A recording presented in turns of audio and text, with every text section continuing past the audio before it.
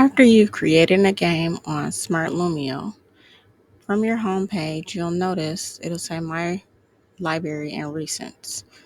It'll show any files that you have saved from Lumio by Smart. Your game should appear here as it should be the last resource that you've created. If there's anything you need to change in your game, you can click on Edit. If you're ready to assign this game to your students, you can click on Start to begin to do the game as a whole class, or if you want to assign it through Google Classroom, you can simply use Share Link. So I'm going to click on Share Link just to show you what it looks like. If you want to give a copy of this lesson to another teacher, you will use this link.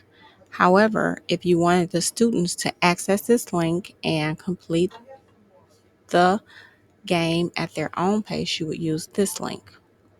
I'm going to exit out and I'm going to go ahead and click on Start and show you how to start the game once you're in the classroom. When you are in your classroom, the first thing you'll want to do is click on the little people here and display your class ID so that students can join your class.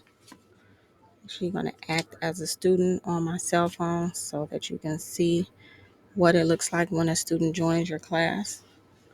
As a matter of fact, how about I do it here and incognito. I wonder if it might not let me do it like that. Let's see.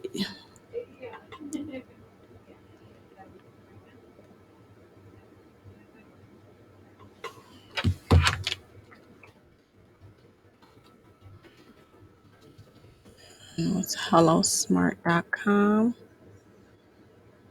And the students will sign in.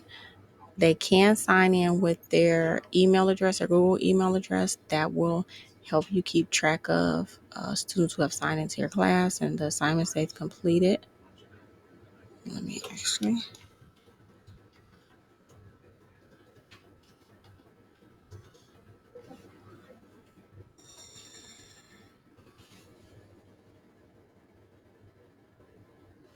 Once they log into Lumio, they will need your class code to join. As you can see, my class code is already here because the student has joined me before. And here is my student screen here.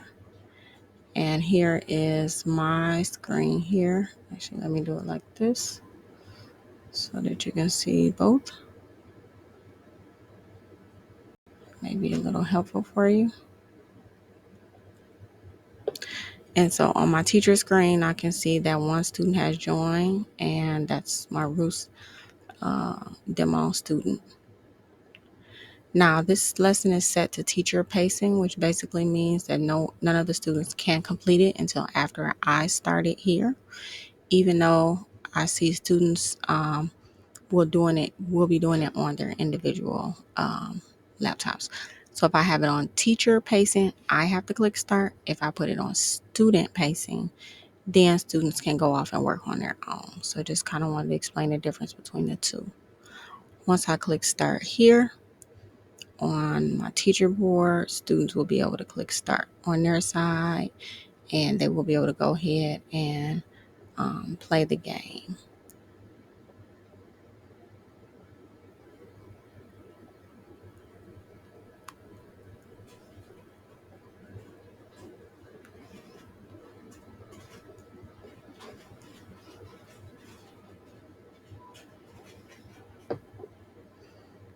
Once students have completed the game, let me leave that on teacher. I should be able to see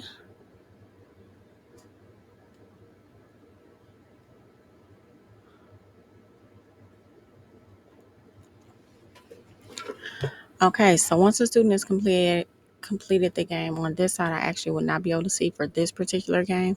However, every game is different. You also can remember that you do not have to play this as a student-paced game.